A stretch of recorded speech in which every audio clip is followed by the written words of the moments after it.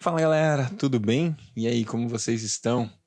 Muito bom estar com vocês mais nesse dia. Hoje é o nosso quinto dia da quarta semana. Isso aí, o tempo tá voando.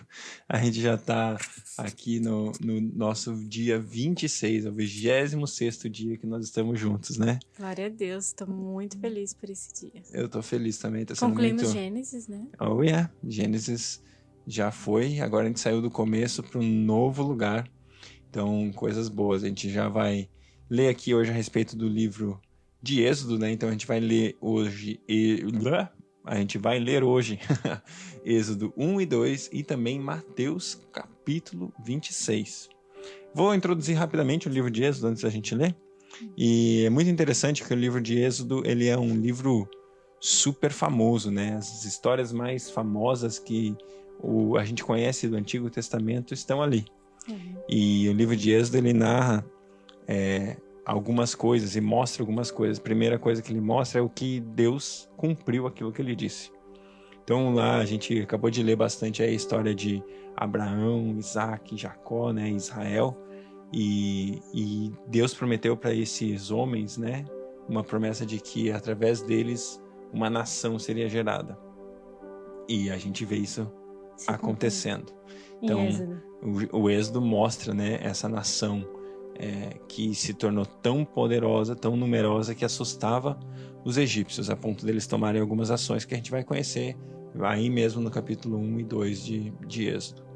E também demonstra um Deus poderoso. O livro de Êxodo nos mostra um milagroso libertador. Um Deus que é tão forte, que nem mesmo a nação mais poderosa que existia naquele tempo era capaz de superá-lo, né? E isso continua verdade hoje. Nosso Deus é soberano, nosso Deus é forte, nosso Deus é poderoso, né? E ele pode ainda se mover na minha e na sua vida com o mesmo poder de Êxodo. Na mesma proporção. Né? No mesmo grau, na mesma proporção. E além disso, a segunda metade ali do capítulo 18 em diante, a gente vê Êxodo explicando e iniciando as leis, trazendo ali pra gente o conceito de lei, Deus organizando o povo. Deus é um Deus de ordem. E ele começa a organizar o povo e a gente vê as tribos, a distribuição das tribos, um pouco do tabernáculo. Muito especial. O livro de Êxodo tem muitos e muitos segredos e vai ser muito legal fazer essa jornada com cada um de vocês. Não, e tem várias curiosidades em relação à distribuição das tribos, né? O formato das tribos tem o formato da cruz, lembra Jesus, né? É algo surpreendente, não vejo a hora da gente chegar nessa parte. E a Bíblia inteira fala de Jesus, né? Então, o livro de Êxodo está cheio de Jesus e vai ser muito legal a gente passar por essa história juntos. Deus, obrigado por esse dia, obrigado por esse momento que a gente está vivendo, obrigado pela tua graça, obrigado pela sua palavra. Deus, eu peço que o Senhor, de novo, como que seja um pedido diário nosso, que o Senhor transforme o Logos em rema e a gente entenda, Deus, que o texto da sua palavra se torna revelação, é aquela revelação que nos alimenta, que nos supre e transforma as nossas vidas, transforma as nossas realidades, nos direciona a viver algo novo e sobrenatural no Senhor. Muito obrigado, Pai, em nome de Jesus. Amém. Amém. Êxodo capítulo 1.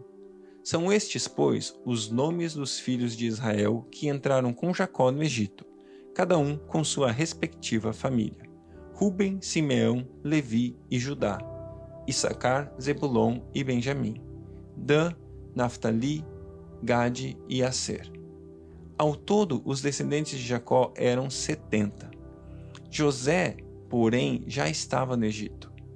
Ora, morreram José, todos os seus irmãos e toda aquela geração. Os israelitas, porém, eram férteis, proliferaram, tornaram-se numerosos e fortaleceram-se muito, tanto que encheram o país. Então subiu ao trono do Egito um novo rei, que nada sabia sobre José.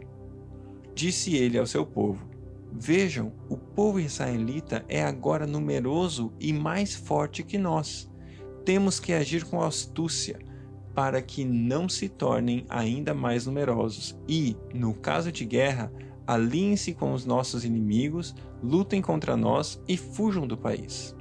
Estabeleceram, pois, sobre eles chefes de trabalhos forçados, para os oprimir com tarefas pesadas, E assim os israelitas construíram para Faraó as cidades celeiros de Pitom e Ramessés. Todavia, quanto mais eram oprimidos, mais numerosos se tornavam e mais se espalhavam. Por isso, os egípcios passaram a temer os israelitas e os sujeitaram à cruel escravidão. Tornaram-lhes a vida amarga, impondo-lhe a árdua tarefa de preparar o barro e fazer tijolos, e executar todo tipo de trabalho agrícola. Em tudo, os egípcios os sujeitavam à cruel escravidão. O rei do Egito ordenou às parteiras dos hebreus, que se chamavam Sifrá e Puá, que quando vocês ajudarem as hebreias a dar à luz, verifiquem se é menino. Se for, matem-no. Se for menina, deixem-na viver. Todavia, as parteiras temeram a Deus e não obedeceram às ordens do rei do Egito, deixando viver os meninos. Então o rei do Egito convocou as parteiras e lhes perguntou: por que vocês fizeram isso? Por que deixaram viver os meninos? Responderam as parteiras ao faraó: as mulheres hebreias não são como as egípcias, são cheias de vigor e dão à luz antes de chegarem as parteiras. Deus foi bondoso com as parteiras e o povo ia se tornando ainda mais numeroso, cada vez mais forte. Visto que as parteiras temeram a Deus, ele concedeu-lhes que tivessem suas próprias famílias. Por isso, o faraó ordenou a todo o povo: lancem ao Nilo todo menino recém-nascido, mas deixem viver as meninas. Êxodo capítulo 2. Um homem da tribo de Levi casou-se com uma mulher da mesma tribo, e ela engravidou e deu à luz a um filho. Vendo que era bonito, ela o escondeu por 3 meses. Quando já não podia mais escondê-lo, pegou um cesto feito de junco e o vedou com piche e betume. Colocou nele o menino e deixou o cesto entre os juncos, à margem do Nilo. A irmã do menino ficou observando de longe para ver o que lhe aconteceria. A filha de Faraó descera ao Nilo para tomar banho. Enquanto isso, as suas servas andavam pela margem do rio. Nisso, viu o cesto entre os juncos e mandou sua criada apanhá-lo. Ao abri-lo, viu o bebê chorando. Ficou com pena dele e disse: esse menino é dos hebreus. Então a irmã do menino aproximou-se e perguntou-lhe a filha do faraó: Senhora, quer que eu vá chamar uma mulher dos hebreus para amamentar e criar o menino? Quero, respondeu ela. E a moça foi chamar a mãe do menino. Então a filha do faraó disse à mulher: leve esse menino e amamente-o para mim. Eu pagarei a você por isso. A mulher levou o menino e o amamentou. Tendo o menino crescido, ela o levou à filha do faraó, que o adotou e lhe deu o nome de Moisés, dizendo: porque eu o tirei das águas. Certo dia, sendo Moisés já adulto, foi ao lugar onde estavam seus irmãos hebreus e descobriu como era pesado o trabalho que realizavam. Viu também um egípcio espancar um dos hebreus. Correu o olhar por todos os lados e, não vendo ninguém, matou o egípcio e escondeu na areia. No dia seguinte, saiu e viu os hebreus gritando.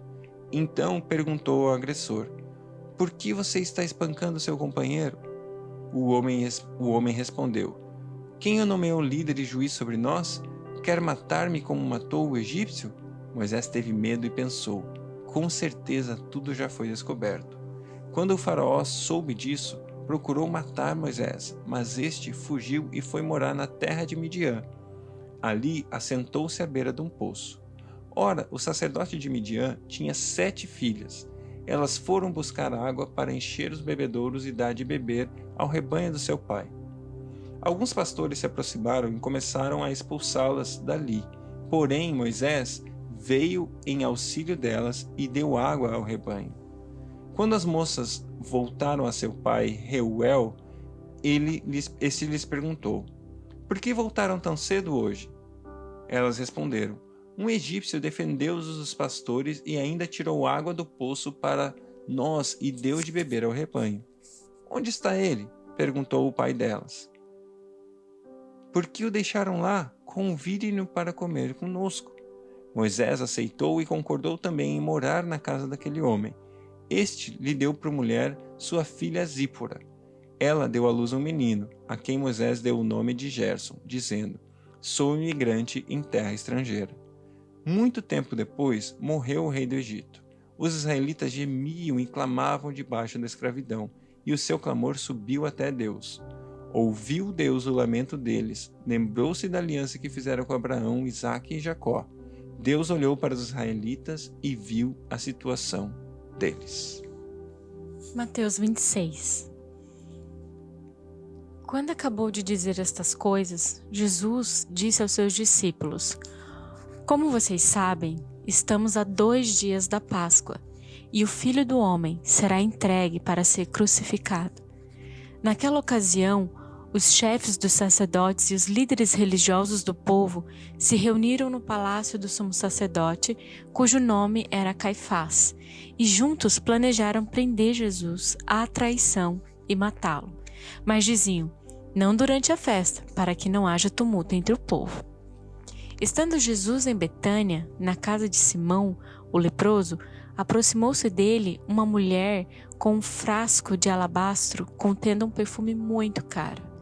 Ela o derramou sobre a cabeça de Jesus, quando ele se encontrava reclinado à mesa. Os discípulos, ao verem isso, ficaram indignados e perguntaram: por que esse desperdício? Esse perfume poderia ser vendido por um alto preço e o dinheiro dado aos pobres. Percebendo isso, Jesus lhes disse: por que vocês estão perturbando essa mulher? Ela praticou uma boa ação para comigo. Pois os pobres vocês sempre terão consigo, mas a mim vocês nem sempre terão. Quando derramou este perfume sobre o meu corpo, ela o fez a fim de me preparar para o sepultamento. Eu asseguro que em qualquer lugar do mundo inteiro, onde este evangelho for anunciado, também o que ela fez será contado em sua memória. Então, um dos 12, chamado Judas Iscariotes, dirigiu-se aos chefes dos sacerdotes e lhe perguntou: o que me darão se eu entregar a vocês? E fixaram-lhe o preço, 30 moedas de prata. Desse momento em diante, Judas passou a procurar uma oportunidade para entregá-lo. No primeiro dia da festa dos pães sem fermento, os discípulos dirigiram-se a Jesus e lhe perguntaram: onde queres que preparemos a refeição da Páscoa? Ele respondeu dizendo que entrassem na cidade, procurasse um certo homem e lhe dissessem: o mestre diz, o meu tempo está próximo, vou celebrar a Páscoa com meus discípulos em sua casa. E os discípulos fizeram como Jesus os havia instruído e prepararam a Páscoa. Ao anoitecer, Jesus estava reclinado à mesa com os 12. E enquanto estava comendo, ele disse: digo que certamente um de vocês me trairá. Eles ficaram muito tristes e começaram a dizer-lhe um após o outro: com certeza não sou eu, Senhor. Afirmou Jesus: aquele que comeu comigo do mesmo prato há de me trair. O Filho do Homem vai, como está escrito a seu respeito. Mas ai daquele que trai o Filho do Homem, melhor lhe seria não haver nascido. Então Judas, que haveria de traí-lo, disse: com certeza não sou eu, mestre. E Jesus afirmou: sim, é você. Enquanto comiam, tomou o pão, deu graças, partiu e o deu aos seus discípulos, dizendo: tomem e comam, isto é meu corpo. Em seguida, tomou o cálice, deu graças e ofereceu aos discípulos, dizendo: bebam dele todos vocês, isto é o meu sangue da aliança, que é derramado em favor de muitos para perdão de pecados. Eu digo de que agora em diante não beberei desse fruto da videira até aquele dia em que beberei o vinho novo com vocês no reino de meu Pai. E depois de terem cantado um hino, saíram para o Monte das Oliveiras. Versículo 31. Então Jesus lhes disse: ainda esta noite, todos vocês me abandonarão, pois está escrito: ferirei o pastor e as ovelhas do rebanho serão dispersas. Mas depois de ressuscitar, irei adiante de vocês para a Galiléia. E Pedro respondeu: Ainda que todos te abandonem, eu nunca te abandonarei. E respondeu Jesus: asseguro que ainda essa noite, antes que o galo cante, 3 vezes você me negará. Mas Pedro declarou: mesmo que seja preciso que eu morra contigo, nunca te negarei. E todos os outros discípulos disseram o mesmo. Então Jesus foi com os seus discípulos para um lugar chamado Getsêmani e lhes disse: sentem-se aqui enquanto vou ali orar. Levando consigo Pedro e os 2 filhos de Zebedeu, começou a entristecer-se e a angustiar-se, e disse-lhes então: a minha alma está profundamente triste, numa tristeza mortal. Fiquem aqui e vigiem comigo. E indo um pouco mais adiante, ele prostrou-se com o rosto em terra e orou: meu Pai, se for possível, afaste de mim esse cálice. Contudo, não seja como eu quero, mas sim como tu queres. Depois voltou aos seus discípulos e os encontrou dormindo. Vocês não puderam vigiar comigo nem por 1 hora? Perguntou ele a Pedro. Vigiem e orem, para que não caiam em tentação. O espírito está pronto, mas a carne é fraca. Versículo 42. E retirou-se outra vez para orar. Meu Pai, se não for possível afastar de mim este cálice sem que eu beba, faça-se a tua vontade. Quando voltou de novo, os encontrou dormindo porque seus olhos estavam pesados. Então os deixou novamente e orou pela 3ª vez, dizendo as mesmas palavras. Depois voltou aos discípulos e lhes disse: vocês ainda dormem e descansam? Chegou a hora. Eis que o Filho do Homem está sendo entregue nas mãos de pecadores. Levante-se e vamos. Aí vem aquele que me trai. Enquanto ele ainda falava, chegou Judas, um dos 12. E com ele estava uma grande multidão armada de espadas e varas, enviada pelos chefes dos sacerdotes e líderes religiosos do povo. O traidor havia combinado um sinal com eles, dizendo-lhes: aquele a quem eu saudar com um beijo é ele, prendam-no. Dirigindo-se imediatamente a Jesus, Judas disse: salve, mestre, e o beijou. Jesus perguntou: amigo, o que o traz? Então os homens se aproximaram, agarraram Jesus e o prenderam. Um dos que estavam com Jesus, estendendo a mão, puxou a espada e feriu o servo do sumo sacerdote, decepando-lhe a orelha.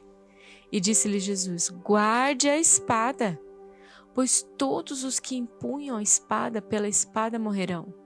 Você acha que eu não posso pedir ao meu Pai e ele não colocaria imediatamente à minha disposição mais de 12 legiões de anjos? Como então se cumpririam as escrituras que dizem que as coisas deveriam acontecer dessa forma? Naquela hora, Jesus disse à multidão: estou eu chefiando alguma rebelião para que vocês venham prender-me com espadas e varas? Todos os dias eu estive ensinando no templo e vocês não me prenderam, mas tudo isso aconteceu para que se cumprissem as escrituras dos profetas. Então, todos os discípulos o abandonaram e fugiram. Os que prenderam Jesus o levaram a Caifás, o sumo sacerdote, em cuja casa se havia reunido os mestres da lei e os líderes religiosos. E Pedro seguiu de longe até o pátio do sumo sacerdote. Então entrou e sentou-se com os guardas para ver o que aconteceria. Os chefes dos sacerdotes e todo o sinédrio estavam procurando um depoimento falso contra Jesus, para que pudessem condená-lo à morte, mas nada encontraram, embora se apresentassem muitas falsas testemunhas. Finalmente se apresentaram 2 que declararam: este homem disse que sou capaz de destruir o santuário de Deus e reconstruí-lo em 3 dias. Então o sumo sacerdote levantou-se e disse a Jesus: você não vai responder à acusação que estes fazem? Mas Jesus permaneceu em silêncio. O sumo sacerdote lhe disse: exijo que você jure pelo Deus vivo. Se você é Cristo, Filho de Deus, diga-nos. Tu mesmo o disseste, respondeu Jesus. Mas eu digo a todos vós, chegará o dia em que vereis o Filho do Homem sentado à direita do Poderoso e vindo sobre as nuvens do céu. Foi quando o sumo sacerdote rasgou as próprias vestes e disse: Blasfemou! Por que precisamos de mais testemunhas? Vocês acabaram de ouvir a blasfêmia. O que acham? É réu de morte, responderam eles. Então alguns lhe cuspiram no rosto e lhes deram murros. Outros lhe davam tapas e diziam: Profetiza-nos, Cristo. Quem foi que bateu em você? Pedro estava sentado no pátio e uma criada, aproximando-se dele, disse: Você também estava com Jesus, o Galileu. Mas ele o negou diante de todos, dizendo: Não sei do que você está falando. Depois saiu em direção à porta, onde outra criada o viu e disse aos que estavam ali: Este homem estava com Jesus, o Nazareno. E ele, jurando, o negou outra vez: Não conheço esse homem. Pouco depois, os que estavam por ali chegaram a Pedro e disseram: Certamente você é um deles, o seu modo de falar o denuncia. Aí ele começou a lançar maldições e a jurar: Não conheço esse homem. E imediatamente um galo cantou. Então Pedro se lembrou da palavra que Jesus tinha dito: Antes que o galo cante, você me negará 3 vezes. E saindo dali, chorou amargamente. Uau, glória a Deus. Glória a Deus. Muitos ensinos aqui. Eu vou destacar um muito rápido, só para a gente destacar aquela questão do nascimento ali de Moisés. O tamanho do milagre que foi quando Moisés então foi deixado no rio e pouco tempo depois a sua irmã foi ali seguindo o cestinho para ver o que iria acontecer com o menino Moisés. E aí acontece que o menino Moisés chega para a filha do faraó. E a irmã dele, inteligente, seguindo ali aquilo tudo, pergunta: Ei, você quer ajuda para criar esse menino? Quer que eu leve para uma das mães hebreias para poder amamentá-lo? E aí o que acontece? A filha de faraó diz: Sim, por favor, eu quero isso, né? E a gente vê que Moisés, quando a mãe de Moisés o entregou a Deus, Deus deu novamente a ela, né? E é legal que dá novamente com sustento, com base, com provisão, né? A Bíblia conta que a mãe de Moisés, foi sustentada, ela recebeu um salário para amamentar e cuidar do seu próprio filho. Isso é muito especial, fidelidade de Deus. E sobre a história de Jesus, a gente percebe essa noite tão intensa, né, na vida de Jesus, ele sempre se rendendo. Eu e você precisamos muito aprender, né? Eu quero muito aprender na minha vida a me render. Jesus, o que você quer? Qual é o próximo passo? Não faça a minha vontade, mas a sua. Vai doer, vai ser difícil, vai ser fora da minha zona de conforto, não vai ser o que eu espero. Se desse, seria melhor até que não acontecesse, Deus, mas não considera a minha vontade.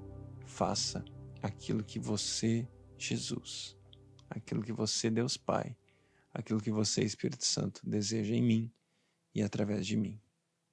Amém.